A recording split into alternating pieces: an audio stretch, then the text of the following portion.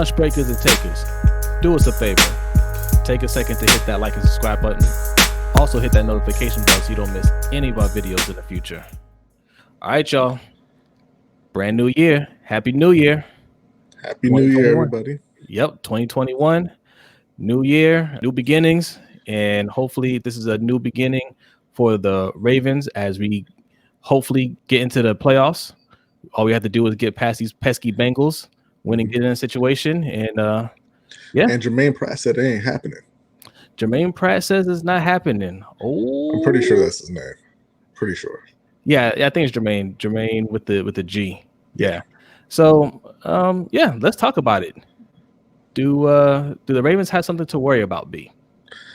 I mean, sure, right? Like, I mean, they're all NFL teams. The Jets would just beat the Browns and the Rams, right? I mean, the Steelers were 11-0 and then lost 3 in a row. Yeah, I mean, they could lose. They could. Not going to. I mean, it's possible. Yeah.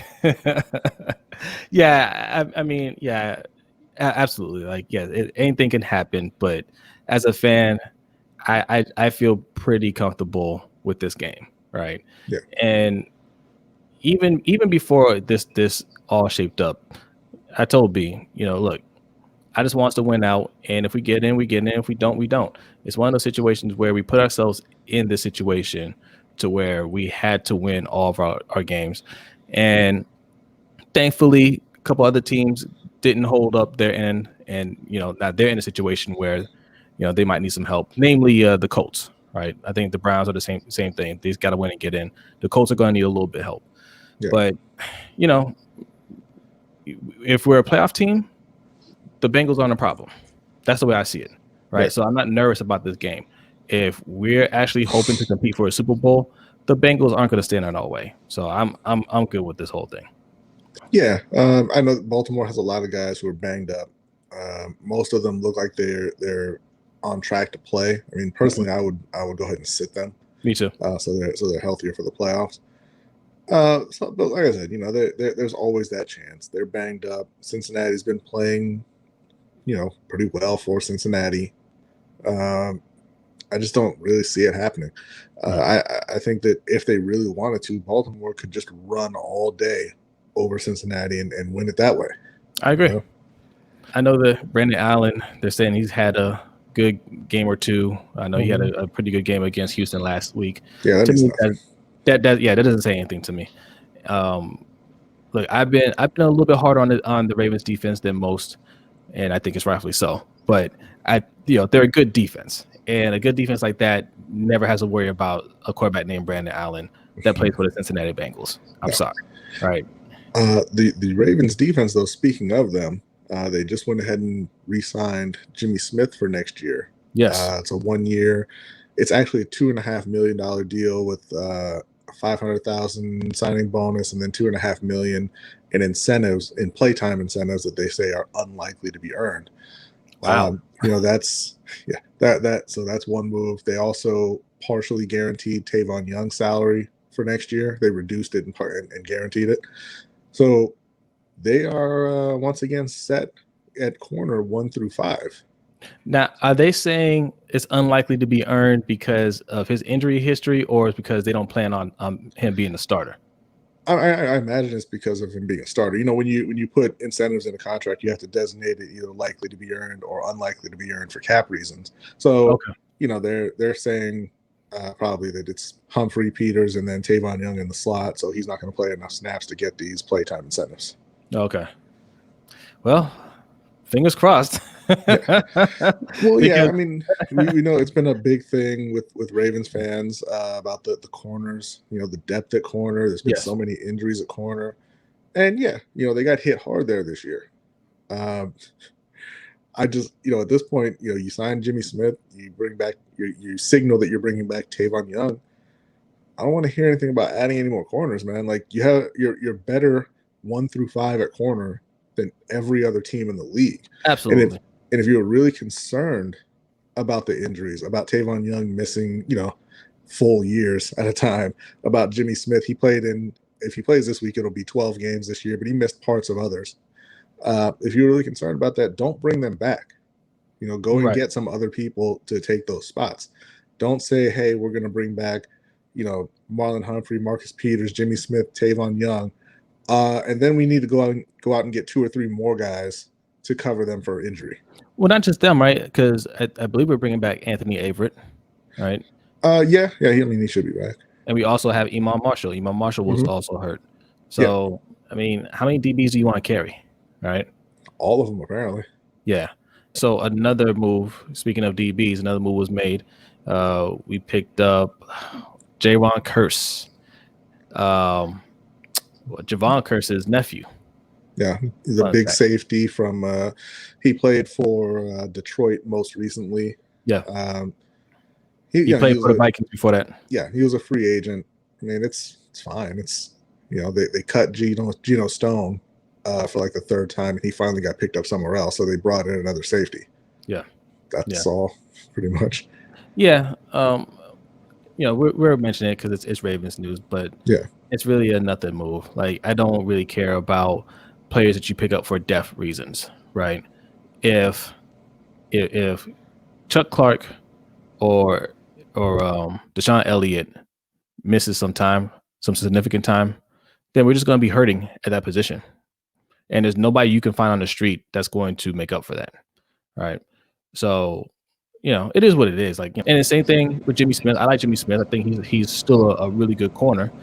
But Jimmy's problem is he's not going to give you 16 games in the season, right? And they're not expecting them to, which, it is what it is. It is what it is. Like we said, I don't want to see any more resources put towards the secondary. I don't want to see any more resources put towards the defense in general. It has to be all about the offense, in my opinion, in the offseason. Right. Yeah, as you said, hashtag defund the defense. Defund the defense. Everybody's out there saying, "Oh, you can't have too many corners, and we need corners in case of injury and blah blah blah." Yeah, okay, you can't have too many good corners. Yes, you can. Okay, because you have to have players at other positions. What I don't hear is, "Oh man, we need more. We need to sign some more receivers because we don't even have starters, let alone depth."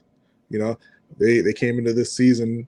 Last year, they ran more 3 tight end formation than anybody in the league. They came into this season with 2, and then 1 got hurt, right? And so, they look at the tackle situation. We had 2 tackles. Stanley and Orlando Brown. Ronnie Stanley gets hurt, and you have to go get a tackle off of your practice squad. Yeah, like you didn't even have a backup tackle on the roster, and this is because you give everything to the defense. Right. They had plenty of corners. They got hit bad with injuries at corner. There's nothing you can do about that. It's just going to happen sometimes. Yeah. You can't respond to that by saying we're carrying 10 corners next year. No. Yeah. No, not at all. Not at all. Injuries happen, and for the most part, Marlon Humphrey's been relatively healthy. Even Peters missed a couple games, but for the most part, he's been there the whole year. Our cornerback situation has not been an issue. It really hasn't. I don't want to hear about the slot corner position. Oh, we're a little weak there. So what? Yeah. So what? We still have 2 really good corners. Like, you can't be strong at every single position on defense. It doesn't work that way. Well, and this goes back to the point that we always make. This is why you don't try to win with defense. Because, yeah, I mean, if you want to win with defense, you want to be a dominant defense, you do have to be strong everywhere, and you have to have depth. Yeah. But you're going to get hit with injuries. You're not going to be able to maintain that. Losing a couple corners at a time is not a reason for the nosedive you've seen in Baltimore's defensive performance over the last, I guess it's been like 10 weeks. Yeah. They're one of the worst pass defenses in the league since midseason. Yeah. Yeah, we have our reasons why we think that's happening. I don't think it's necessarily injuries or well, I mean, look, the players aren't playing well, but I'm looking at that defensive coordinator, Wink Martindale, and just wondering, why can't you get your players ready for these games? Or why can't you put them in the right position to make plays, right? What is your job? Like, it always comes back to the coaches with us.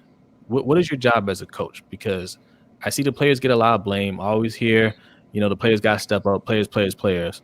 What's a coach's job if it isn't to get them ready or have them, prepare for these games? Mm-hmm. So, but with that, all that being said, Bengals aren't going to be our they're not going to be our concern going into this week. I think we take care of business. Score prediction. We beat them. What was it? 23 last time. I can't remember the score. I know they only scored 3 points. They scored that 3 points at the end of the game. Out of spite. I think it's going to be a similar score. I'm going to say 28-3. Okay. I'm saying 34-10. 34-10. Okay. Yeah. And I think the offense has been, rolling a little bit, so they've been playing some bad defenses, and here comes another one. Yeah. Yeah. So I think Lamar and Hollywood keep it going. I think they put up some points this week. Yeah. Now, speaking of Lamar has 75 yards to reach 1,000 yards again rushing. I think he needs like 75 yards, somewhere in the 70s, to hit 1,000 yards again, and that would be 2 years in a row, I believe, or 3 years in a row. Something that's never been done before by a quarterback. Well, no, he didn't hit it as a rookie, but So yeah, he was over 1,200 last year. Like, if I'm being honest, I really don't want to see him get it. Like, you should be able to win this game without him rushing for over 70 yards. I agree. I mean, if you can get it comfortably, fine, do it, and it's a fun fact. But after this year, I don't want to see him get anywhere near that many yards rushing again. Right. I think it needs to be around 300 to 500 yards a year, right? And most of that is just from scrambling. I don't want to see these drawn up plays. I mean, the man's running like 10 to 15 times a game. That's just way too much for a quarterback. Yeah. So, but do what you have to do for this season. Get through the season healthy, and then we'll see what we do in the offseason.